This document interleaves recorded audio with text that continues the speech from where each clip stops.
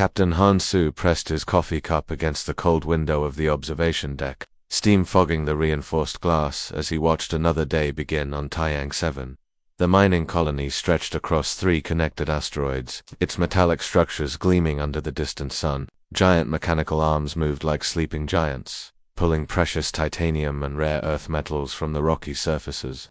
These materials would eventually become the hull plating of Earth's newest starships, or the power cores of distant space stations. Another quiet morning, Hansu muttered to himself, taking a sip of the bitter synthetic coffee. He had been colony administrator for 5 years now, watching over 15,000 souls who had made this remote corner of space their home. Families lived here, children were born here, and some elderly colonists would probably die here. It was as close to normal life as anyone could get this far from Earth. The automated harvesters worked tirelessly, their massive drill bits sending sparks flying as they carved into asteroid rock. Transport ships arrived weekly to carry the precious cargo back to the inner colonies.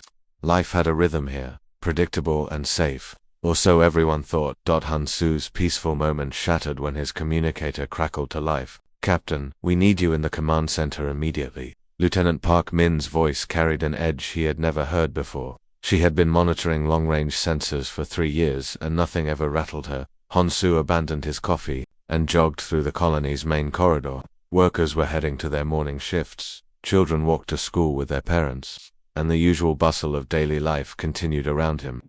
None of them knew that their world was about to change forever. The command center buzzed with nervous energy when Hansu arrived. Parkman stood hunched over her sensor console, her fingers flying across holographic controls. Chief Engineer Kim Woo was already there, his usually calm demeanor replaced by obvious worry. "What do we have, Min?" Hansu asked, moving to look over her shoulder. "Sir, I started detecting these signatures about 10 minutes ago. At first I thought it was sensor malfunction, but I've run diagnostics 3 times. Parkman's voice was steady, but her hands trembled slightly as she adjusted the display. Multiple contacts, massive signatures, approaching from the galactic rim. The holographic display shimmered to life, showing their local space in 3 dimensions. Dozens of red dots moved steadily toward their position, each one accompanied by readings that made Hansu's blood run cold. "Those can't be right," he whispered, staring at the size estimates. Kim Woo stepped closer, his engineering background helping him interpret the technical data. "The largest contact is showing dimensions of nearly 12 kilometers long and 4 kilometers wide. That's bigger than anything in the colonial fleet." Hansu felt his mouth go dry. The largest human battleship, the CNS Hammer, was only 2 kilometers from bow to stern. These approaching vessels dwarfed humanity's most powerful warships. "What's their configuration? Do we have any idea what we're looking at?" Hansu asked, hoping against hope that these might be some unknown human ships. Kim Woo shook his head grimly. "Unknown design, sir. I've run them against every database we have. Federation ships, colonial navy, even the old Earth Defense Force archives. These ships don't match anything in our records. Sir, these vessels are bigger than anything we've ever seen built by human hands." The implications hit Hansu like a punch to the gut. First contact with an alien species was supposed to be humanity's greatest moment, carefully planned and executed by Earth's best diplomats and scientists. Not like this.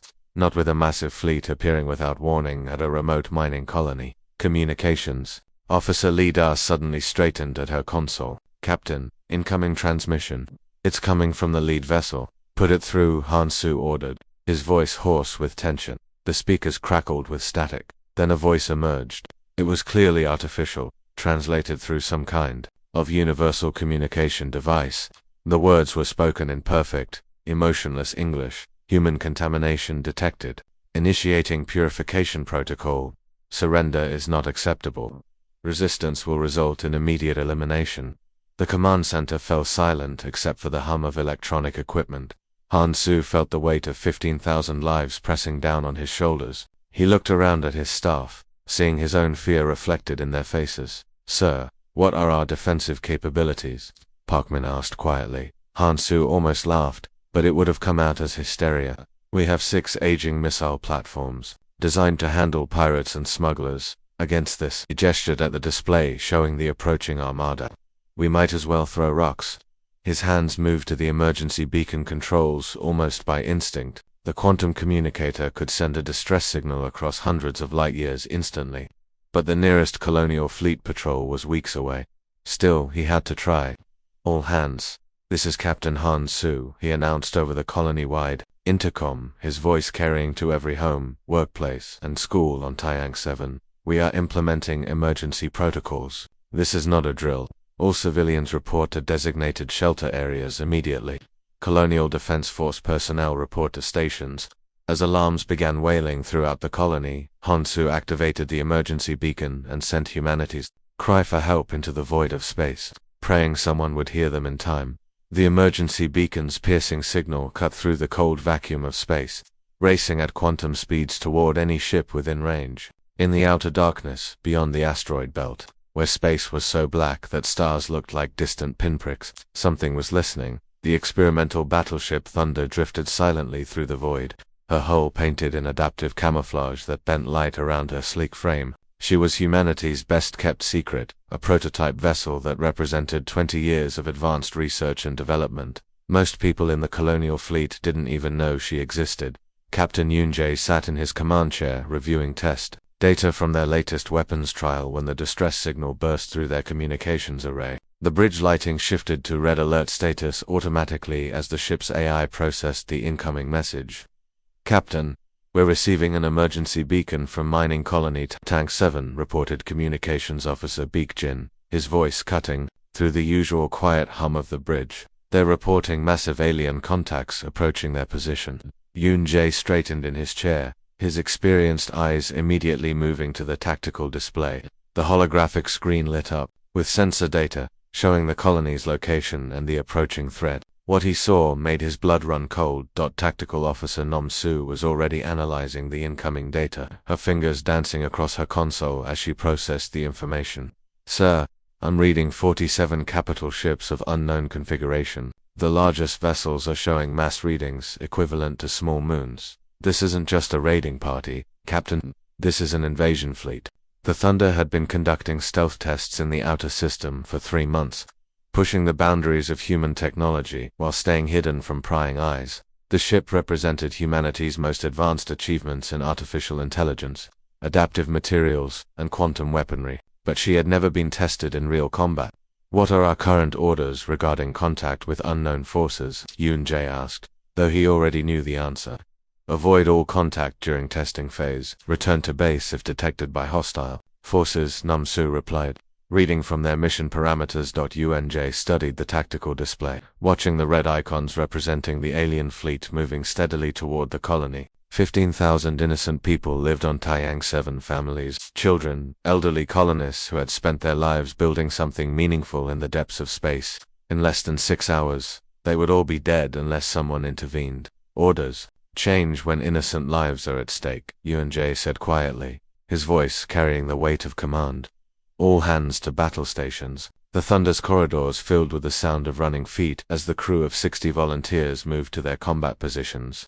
These weren't regular colonial fleet personnel. They were engineers, test pilots, and specialists who had volunteered for the most dangerous assignment in human space. Each one knew they were pushing technology beyond its tested limits. Engineer Cho-hee's voice crackled over the intercom from the ship's experimental systems bay. "Captain, I need to remind you that our adaptive protocols are still in beta phase. The armor plating can theoretically learn from enemy weapons and adjust its molecular structure accordingly, but we've never tested it against actual hostile fire." "What about our AI systems?" Yoon-jae asked, knowing that the Thunder's artificial intelligence was more advanced than anything else in human space. "The learning algorithms are functioning perfectly in simulations, but real combat introduces variables we can't predict. The AI might evolve in ways we haven't anticipated." Cho-hee replied, her concern evident even through the ship's communication system. Yoon-jae nodded grimly. "Then we're about to find out what humanity's best technology can really do." The Thunder's stealth systems engaged as the ship began moving toward the alien fleet.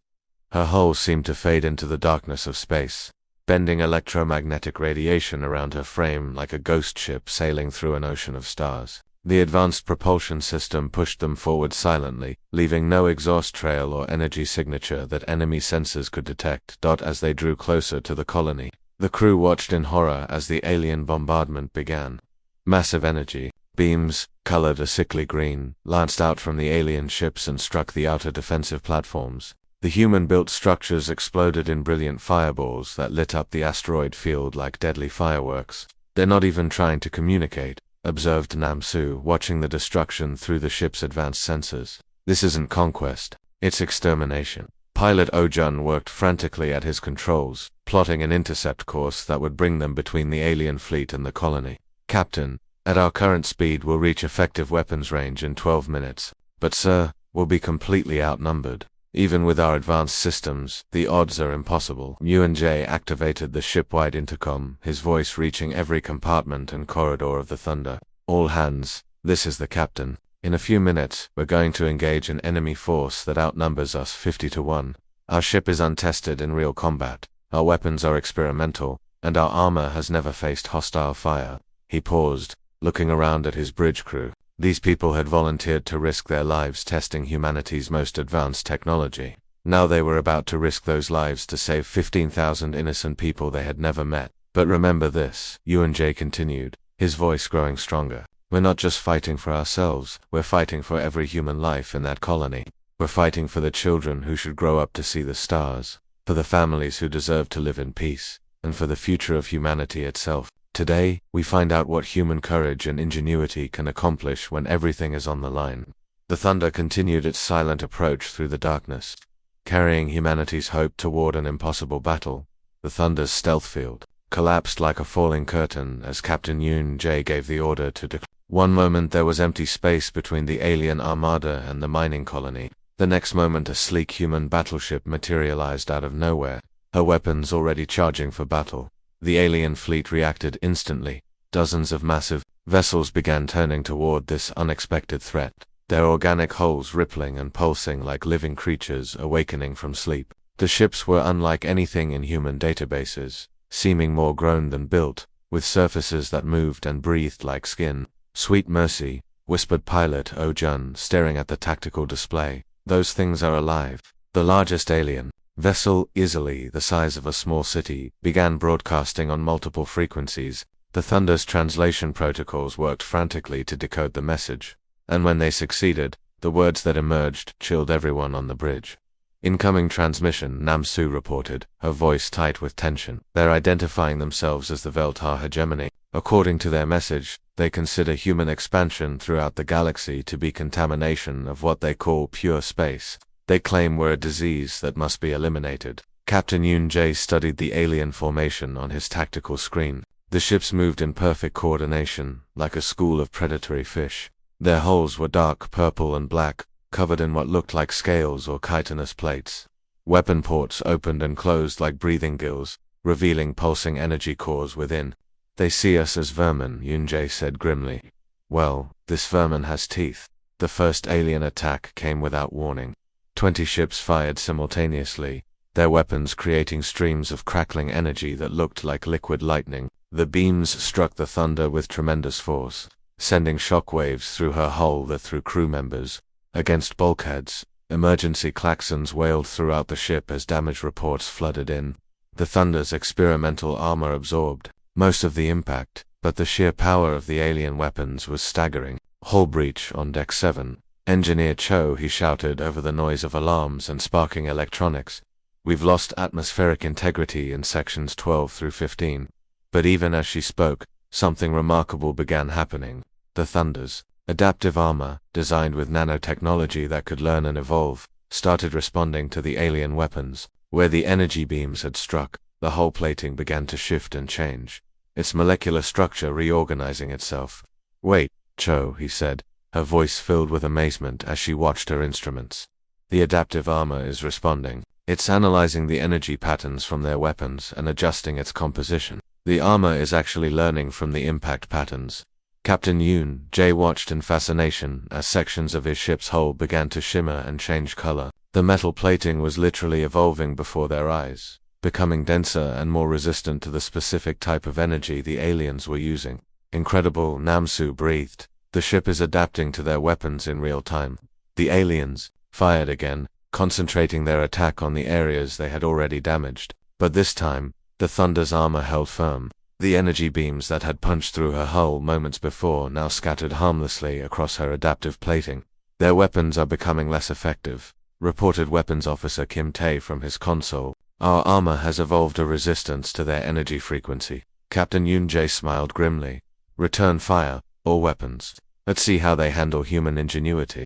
The Thunder's quantum cannons charged with a deep thrumming sound that vibrated through the ship's frame. These weapons were humanity's most advanced creation, capable of manipulating matter at the subatomic level. When they fired, reality itself seemed to bend around the energy beams.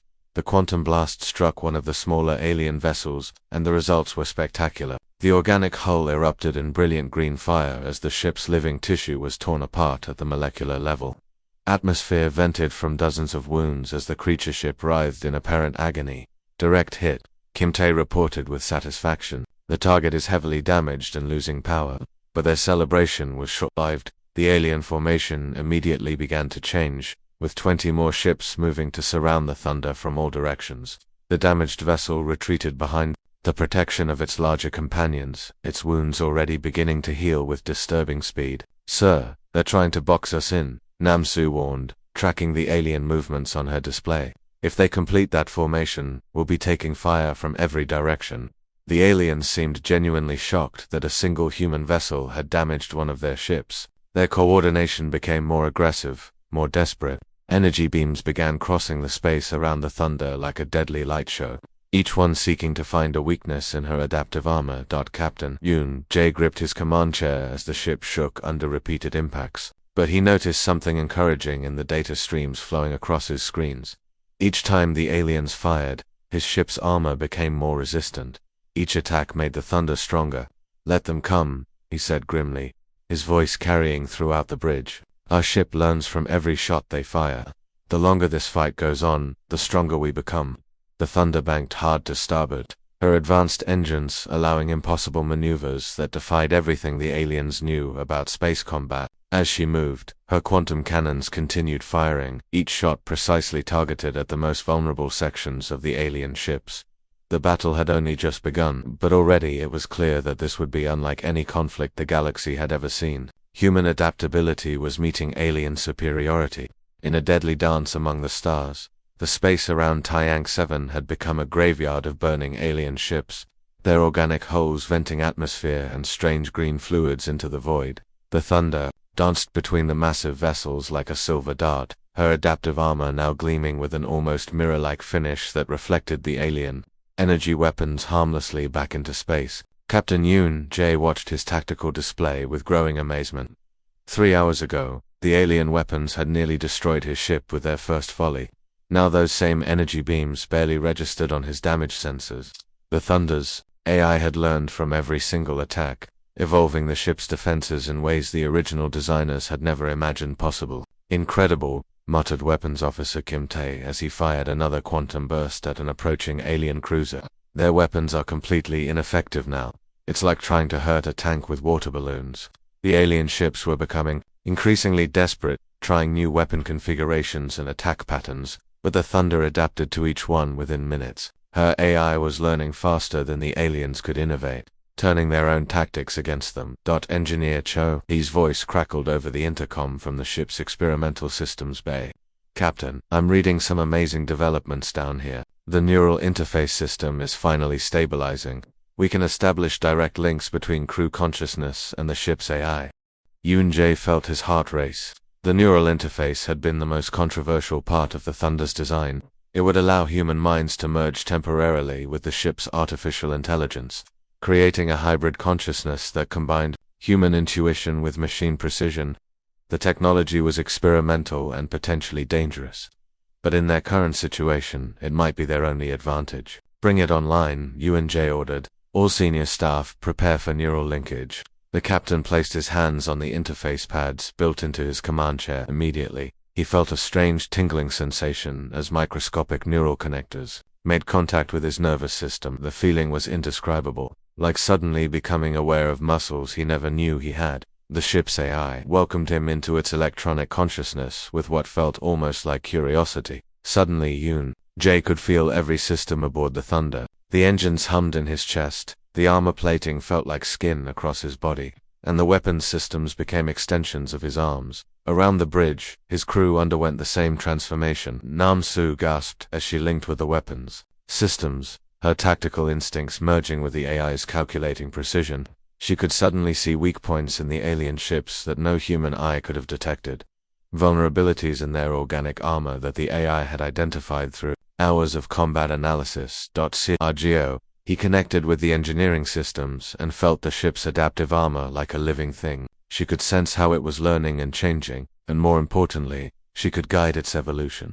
The armor began shifting into new configurations, becoming not just offensive but actively hostile to the alien energy frequencies. Pilot O. John merged with the flight controls, and suddenly the thunder became an extension of his will. He could feel the gravitational fields of nearby asteroids, sense the movement of every alien ship, and predict their attack patterns before they even began to turn. The ship began moving with impossible grace, flowing through space like liquid. Mercury, the transformation in the Thunder's combat effectiveness was immediate and devastating. The ship began dodging attacks that should have been unavoidable, slipping between energy beams with centimeters to spare. Her weapons found their marks with perfect accuracy, striking the most vulnerable points on each alien vessel with surgical precision. One by one, the alien ships began falling to the evolved human battleship. The Thunder would sweep in close to a target, her quantum cannons firing in perfect synchronization to exploit weak points that the merged consciousness had identified. Alien vessels that had seemed invincible hours earlier now exploded in brilliant fireballs or drifted dead in space, their organic systems failing under the precise human assault. "We're doing it," Namsu said through the neural link, her voice echoing strangely in the shared consciousness. "We're actually winning," but their celebration was premature. As the Thunder destroyed another alien cruiser, a massive shadow began to fall across the battlefield. The remaining alien ships were pulling back, forming a protective screen around something enormous that was emerging from behind their formation. "Oh no," Namsu whispered, her enhanced sensors detecting the new threat. "Captain, they're deploying their flagship. It's massive, sir. The size of a small moon." The Veltar command ship was a nightmare made real. Where the other alien vessels had been organic and ship-like, this thing was clearly a living creature, its hull pulsed with visible circulatory systems, and weapons that looked like organs protruded from its surface. The creature ship was so large that it had its own gravitational field, pulling debris and smaller alien vessels into orbit around its bulk. That's the crew watched in horror. The massive bioship began to change. Sections of its hull opened like flowering petals, revealing a weapon system unlike anything they had ever seen. Energy began gathering at the creature's center, building two levels that made their sensors scream warnings. "They're targeting the colony," Ojan reported through the neural link, his merged consciousness calculating trajectory and power levels. "That weapon they're charging, it's not meant for us. If that thing fires at full power, it'll crack Taiyang's like an egg. 15,000 people will die in seconds." Through their shared consciousness, Yuan-Jay felt the determination of his crew like a physical force. They had come too far and sacrificed too much to let innocent people die now. "Then, we stop it here," he said, his voice carrying through both the intercom and the neural link. "All power to weapons and engines. We're going straight at that monster." The Thunder turned toward the massive bioship, her crew's consciousness merged into a single purpose. They would either save the colony or die trying. The Thunder's engines roared to full power as she accelerated toward the massive Veltar flagship, her hull glowing white-hot from the strain. The bioship loomed ahead like a living mountain, its surface crawling with defensive weapons that tracked the approaching human vessel with predatory focus. Streams of superheated plasma erupted from the creature's surface, each blast powerful enough to vaporize an entire city block. But the Thunder had become something more than just a ship. Through the neural link, her crew's consciousness had merged with the AI, creating a hybrid intelligence that could think and react faster than any purely biological or artificial mind. Jun felt the plasma streams before the sensors even detected them, his merged consciousness predicting their paths through space like a dancer anticipating music. The Thunder twisted and rolled through the deadly barrage, her movements so precise that some of the plasma beams missed by mere centimeters. The flagship's charging its main weapon, Cho-hee warned through the neural link, her consciousness interfacing directly with the ship's sensors. "I'm reading energy levels that could crack a planet. 30 seconds until it fires on the colony." Captain Yoon-jae felt the urgency flow through their shared consciousness like electric current. 15,000 innocent people were about to die unless they could stop this monster in the next half-minute. The weight of all those lives pressed down on him, but he also felt the unwavering determination of his crew flowing through the neural link. Through their merged awareness, the crew of the Thunder functioned as a single entity. J could feel Namsu's tactical brilliance analyzing the flagship's structure, searching for weaknesses in its organic armor. He sensed Cho, his engineering genius, calculating power flows and system vulnerabilities. Chen's piloting instincts guided their approach, finding paths through the defensive fire that seemed possible. The massive bioship was unlike anything in human experience. Its hull was covered in what looked like scales the size of buildings, each one pulsing with bioluminescent patterns. Weapon ports opened and closed like breathing gills, and the entire structure seemed to breathe with malevolent life. There, Namsu's voice echoed through the neural link as her enhanced perception identified their target. I can see it now. There's a weak point in their organic armor, right behind that cluster of sensor organs. It's a neural center that's controlling their weapon systems. The target was buried deep within the flagship's hull, protected by layers of living armor and defensive turrets. Reaching it would require flying directly into the creature's most heavily defended area, through a maze of weapons that could destroy them in seconds. I can get us there, Jun said through the link, his consciousness already plotting an impossible course through the defensive grid. But we'll only have one shot at this. The Thunder dove toward the flagship's hull like a missile threading between massive defensive turrets that swiveled to track her approach. The bioship's weapons fired in perfect coordination, creating a web of deadly energy that should have been impossible to penetrate. But the merged consciousness saw patterns in the chaos. The neural link allowed them to process information faster than any individual mind could handle, identifying gaps in the defensive fire that lasted for fractions of a second. Jun guided the ship through these microscopic openings, the Thunder dancing between death rays with impossible precision. Defensive turrets the size of buildings tracked their approach, firing streams of organic projectiles that exploded like living grenades. The Thunder's adaptive armor had evolved to handle energy weapons, but these biological attacks were something new. The ship shuddered as several projectiles struck her hull, their organic acids eating through the outer plating. Hull integrity, at 70% CHO, he reported, but her consciousness was already directing the adaptive armor to evolve new defenses against the biological attacks. They were almost at the target when the flagship's defensive systems changed tactics. Instead of trying to destroy the Thunder, they began firing nets of energy designed to capture and hold her. The bioship wanted to take them alive, to study human technology before destroying the colony. They're trying to trap us, Namsu warned as energy nets began forming around their flight path. Chen's response was pure instinct channeled through the neural link. At the last possible second, he pulled the Thunder into an impossible spiral that should have torn the ship apart. But the merged consciousness held her together through sheer will, the crew's determination overriding the laws of physics. The spiral brought all of the Thunder's weapons to bear on their targets simultaneously. Every quantum cannon, every plasma projector, every experimental weapon system they carried focused on a single point in the flagship's hull. Fire everything, J commanded through the neural link. The concentrated barrage was like a focused star-going supernova. Quantum energy tore through the organic armor as if it were paper, punching deep into the creature's vital systems. The neural cluster that controlled the flagship's weapons exploded in a cascade of biological feedback that rippled through the entire vessel. The massive bioship convulsed like a wounded animal, its hull rippling with waves of pain. The weapon that had been charging for 30 seconds suddenly powered down, its energy dissipating harmlessly into space just moments before it would have fired on the colony. But the damage was spreading. The destruction of the neural cluster had triggered a cascade failure throughout the flagship's biological systems. The creature was dying, and its death throes shook space itself. The remaining Veltar ships watched, in shock, as their supposedly invincible command vessel began breaking apart. Sections of the bioship's hull peeled away like dying skin, venting atmosphere and strange alien fluids into the void. The smaller vessels, suddenly leaderless and facing an enemy that had done the impossible, began retreating from the system. Colony Taiyang 7, this is Captain Yunjae of the Thunder. The captain broadcast on all frequencies. The threat has been neutralized. You are safe. On the mining colony, Captain Hon Su stood in his command center surrounded by his staff, all of them staring in amazement at their tactical displays. The alien armada that had seemed unstoppable was fleeing into hyperspace, leaving behind the wreckage of their flagship and the smaller vessels the Thunder had destroyed. "How is that possible?" Parkman whispered. "One ship against an entire fleet." Hansu shook his head in wonder. "I don't know, but whatever that ship is, whoever those people are, they just saved 15,000 lives." The Thunder hung in space near the dying flagship, her hull scarred but intact.